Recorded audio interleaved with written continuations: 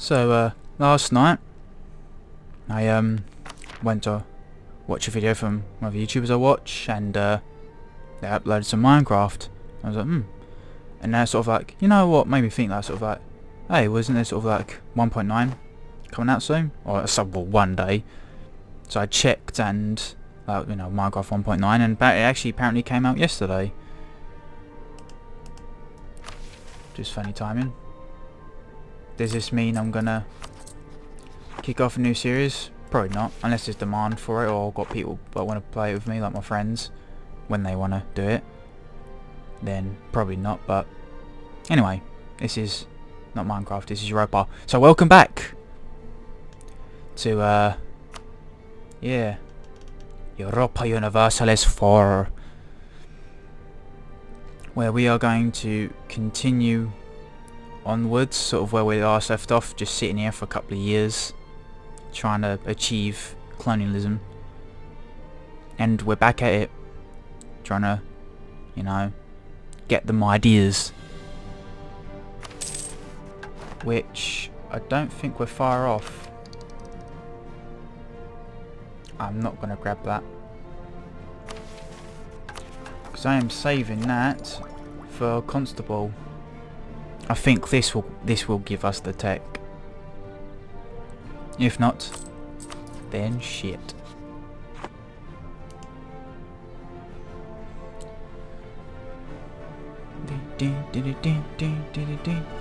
Oh, Austria and Hungary kicking it off. So yeah, as I sort of mentioned in the description of the last one, I've also sort of got most of the major expansion DLCs like Art of War, Common Sense, El Dorado, the Paradise ones, pretty much all the major ones except from the latest one, Cossacks. Like, I didn't get Common Sense, I didn't get it right away. I only got Common Sense at Christmas in December, because it was like over 50% off, it was like 60-70% off. It was just a few quid, so I thought I'll grab it then.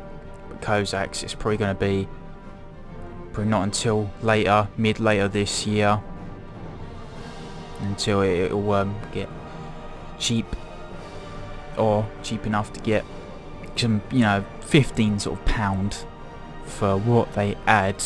It's sort of, in my opinion, not worth it. Really, there should be sort of more free updates. I sort of like Terraria because that's a good example of like the amount of content they add for free for that game. It's pretty good. And same as Minecraft, they still update it.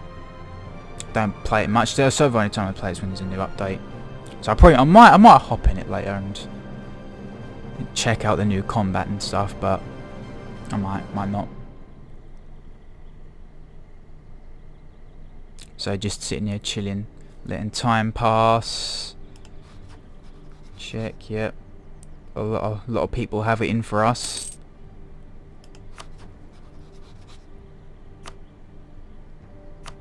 Do they? Loyal attitude towards France. They do have 33% liberty desire though. And as we can see, there's Lithuania and Poland having it out with the Teutonic Order and actually losing, I think. Damn. Teutonic Order.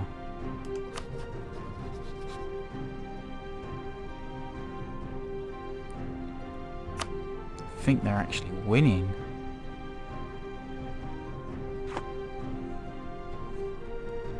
Damn, son.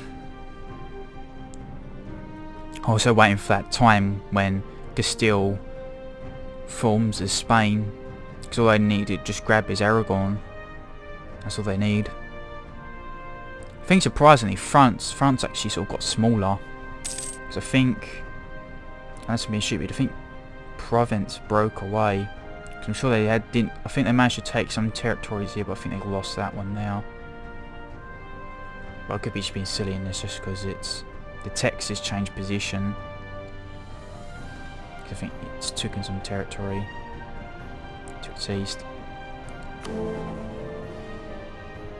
Don't know if I think I already mentioned this, but there's that sort of Protestant League I am staying well away from that. Because I think, as I mentioned before, joined the Protestant League even though I wasn't in the HRE, and it kicked off. I'm trying to colonise. My ships are out to sea, sort of exploring, you know, circumventing the globe.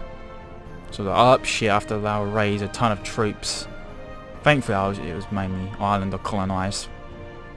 I was suffering from bait attacks, but hey, there's all them loans I can take.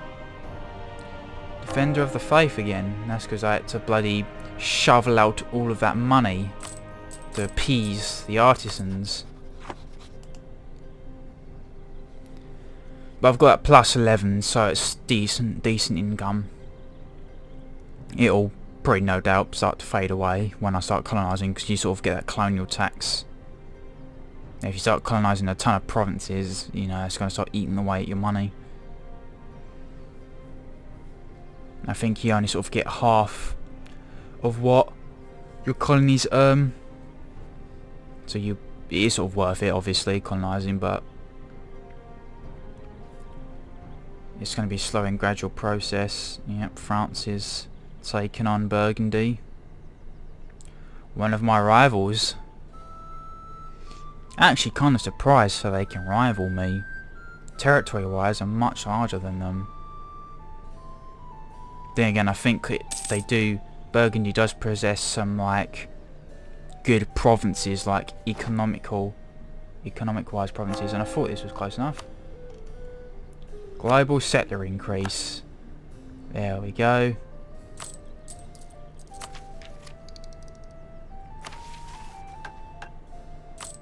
Can't even add them ideas yet. If I was to say, where is it?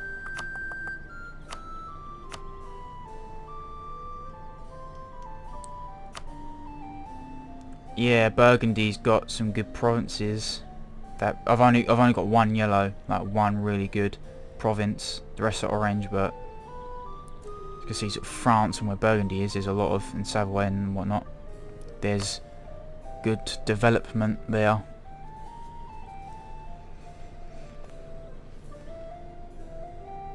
And there's only one that's really good, 'cause as even today, London, that's sort of where all the money pretty much goes. The rest of UK will be neglected, but London,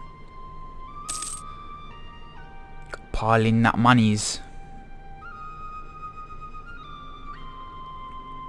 So when the economy all goes to shit around the world and times are hard, London can still pull through because it's had all that investment.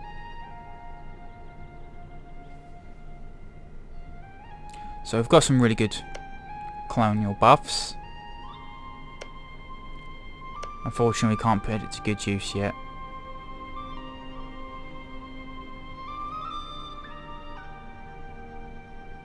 Georgia's just trading.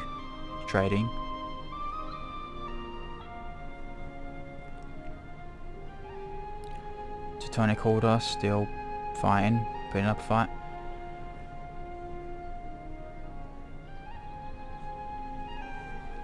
I think when we get them exploration ideas though, I think that's when our colonial range will pop. Just then we're getting the actual ideas for it. The actual ideas to go out into the new world and discover these new lands. Yep, almost there. These two are much closer, but I don't have to spend diplomatic technology yet. I might hold off on that because I think the two ideas, exploration and expansion, one costs administration to get the stuff, and the other one costs diplomacy as well. I think one's administration, one's diplomacy. Which I think, as I said before, how sort of when I sort of focus on them two ideas, I sort of started lacking in military, diplomacy and administration tech. But I started flying ahead in military because I wasn't spending it on anything. I wasn't buying leaders, like military leaders or anything like that. Even though it sort of costs military points, say get a conquistador and explorer. I hadn't got the New World tech for it. So all my points was going towards military technology. So I was sort of the military powerhouse of Europe. While administration and diplomacy I was lacking because I was focusing on colonialism. And eventually got the stuff to start colonising in Northern America. Tried to nab some bits down in North Africa, but didn't send any men, and the colonies that were established were quickly risen to the ground by the native population.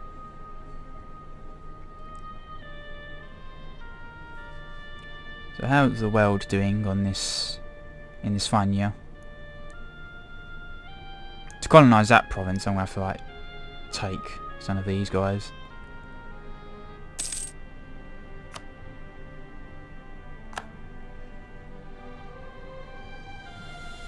Oh, Burgundy's actually putting up a fight. They've ousted the French in that province, but damn.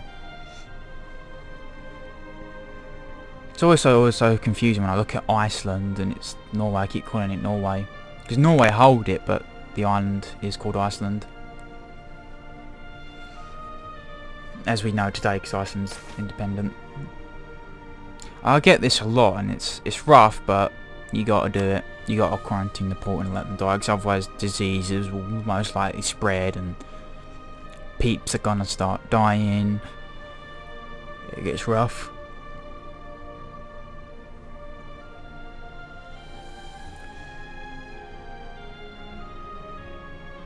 Not if Burgundy do get fully annexed, that's one less rival.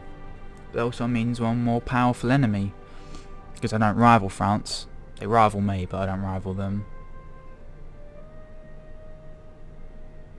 This is pretty scary for... No, it's in a personal union, so I think at some point they'll probably get annexed diplomatically. England wasn't in a personal union with its last province left in Calais. Burgundy falls, or France grabs the territories that it currently occupies, or Burgundy, and then it'll border Calais. Yeah, England's pretty much done. I think the only reason that sort of these one province nations or like states are sort of alive is because they're in the HRE, and kicking it off with HRE members sort of is going to be politically bad for you. It's like, I think it's like the Papal state. You start getting aggressive towards them. Ooh, a lot of people are going to hate you. I'm not sure what it requires, but I also noticed that when you early on, I think when you colonise a region, say Canada, the Papal state will recognise it and it'll be like, you're the first to sort of colonise this, so now the whole Canadian region is claimed by you. Anyone else that sort of grabs it, especially Europeans, any other Europeans that grab it, they're gonna sort of take a sort of political hit. Like the Papal state are gonna start hating, because like, yo, you've just you're taking territory which has already been claimed by another European state. So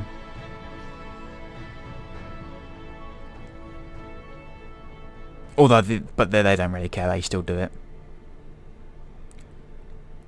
Castille/Spain has claims in the Caribbean. England doesn't care. No, it's the Netherlands. No, it's probably France. They don't care. Claims. Still going to colonise. What you going to do? Stop us? Declare war?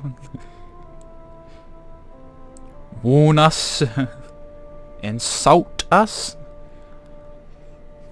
I should probably crank up the speed. Although very soon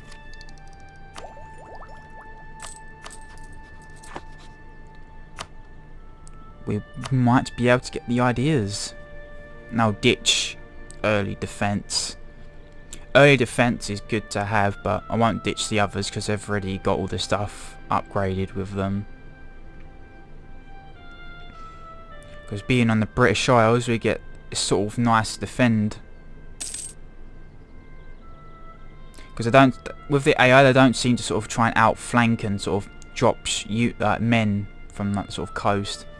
If it's like France or say Castille or whatever, they'll sort of go to like sort of around the English Channel with their ships, and so because Britain is mostly coast, they tend to have a lot of ships, so you can sort of deter enemy ships away. They're like, nah, fuck that, we're not engaging that many ships. Because with one of my colonial games, I had like quite a huge stack of ships and France didn't engage. I was like, yeah, we're not taking on that many ships. I'm not even going to get... fuck it. Get that military tech.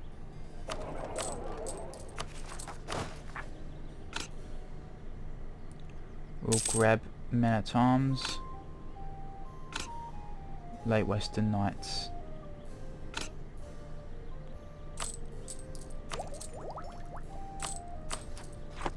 But yeah, so I pretty much kept France at bay. But I thought, nah, they're AI, they're not going to attack. So I basically put quite a few troops in. I think I put some like a good stack of troops in the ships, and I sent them off to like Greenland or Canada to sort of defend my colonial provinces. And then France saw that opportunity and landed a bunch of troops and started sieging. And so I basically had to muster my remaining forces in Britain, and I managed to repulse them. Took a couple of fisticuffs, but repulsed France, and I even launched a counter invasion. Because it was again sort of like Calais situation with like England with its one province. Because I think that's what I mentioned in the last episode, because I got dragged into a war with England and France and Castille, and so I was sieging Calais to liberate it. Well, liberate it for the English. But one thing, this is sort of one thing that sort of taught me a lot, as I think I mentioned before, defense is the best offense. Even if the enemy numerically outnumber you and you're a defending force, you can still win, even when they reinforce. Because, well, I think I might have had like 10 to 20,000 men in Calais trying to take it back, and then France sent up like 30k troops, and I repulsed them. Even though when I think they even reinforced that 30k, I repulsed them. But France being France, it can just send 30k after 30k every 60 seconds, and again, the sort of second 30k that came in, I was repulsing them. Even when they reinforced once or twice with more men, I was still beating them. But then, there's only so many reinforcements your men can take before they just lose. The France kept reinforcing them, and my armies eventually broke, and then as they started routing, France decided to be a bastard and pursue and slaughter them. But nonetheless, I still had armies in the Isles of the British Isles, and I kept my ships sort of here in the sort of Straits of Dover, because that sort of served as a bridge to get my troops from Britain to France. But France couldn't use that as a bridge because it was a blockade and it was my ships. So I was blockading them and at the same time using it as a bridge, but after that I just used it as a blockade because I didn't have enough troops. I couldn't, manpower wise, I couldn't compete with France. I'll lose the legitimacy. I gained that one base tax, which is nice. So even if I was to take on France now, that's not. I'm going to go defensive. I'm not even going to try to attack France because they're going to have that manpower on their side. They're going to have as well probably the money to fund it too. It'd be even worse if Castille joined. Castille in France, ugh. That was fucking 20 minutes already. Holy shit. 20 minutes you say? I thought it was half an hour. I'm thinking of cutting these short. Because I don't know, maybe half an hour is too long. Because unlike Morrowind, there's not going to probably be many cuts. Or if any cuts at all. So I thought cut it to 20 minutes, so then there isn't, you know, basically half an hour of me blah blah blah. However, I'll continue, I think, for another month, because I think at the end of this we can sort of end it on a positive note, at least something eventful, sort of where we can see if we can get the tech. And as we notice, the tonic order is not having the best of times now. It's now turned the table to turn, which is why I wasn't going to pre-hop straight away to say, the tonic order's got this. They're doing well, but tables can turn, and I am losing money.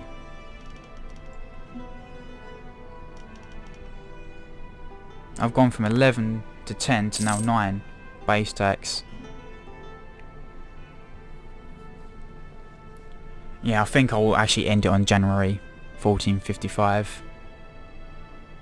So I think 3 years have now passed since we last left off.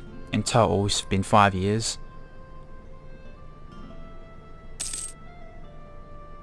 I think it'll be next month. I think it'll be next month we'll get the idea. Oh, we can get it now. Oh, moment of truth, chaps. Moment of truth. Hey! There we go. Look how many ideas just came out of nowhere. It went from like 3 to bloody like 12, 15 ideas. Right. First of all, we want exploration. Ditch early defense. And then grab expansion. Because that still gives us like colonists and things. And we'll grab this conquistador. Yep, that used diplomatic points. And the next big thing we're going to save up for is Quest for the New World. Allows us to join the number of nations set to explore the world outside of the borders, or strive to be the first nation to circumvent the world by commencing a quest for the New World.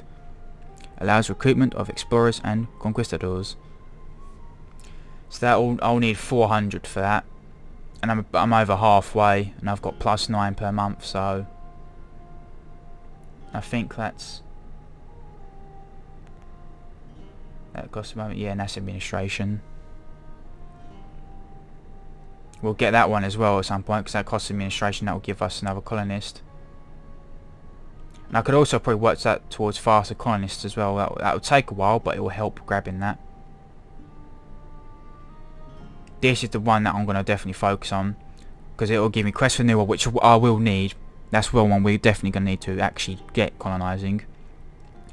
Then that plus 50% colonial range is really nice. And you get that plus 20 global settler increase, which is nice. And then you get another colonist, and then you get that global empire with like, yeah, imperialism, yeah. Makes all the folks happy. But nice, there we go. We're sort of now on the road for it. We have the ideas. Don't have the actual things for it yet to kick it off, but we're on that road. We're on it. Probably in another few years we'll probably get that Quest for the New World, and before we know it we'll see Greenland bear the black borders of the kingdom of Esmania. Until next time, see you there.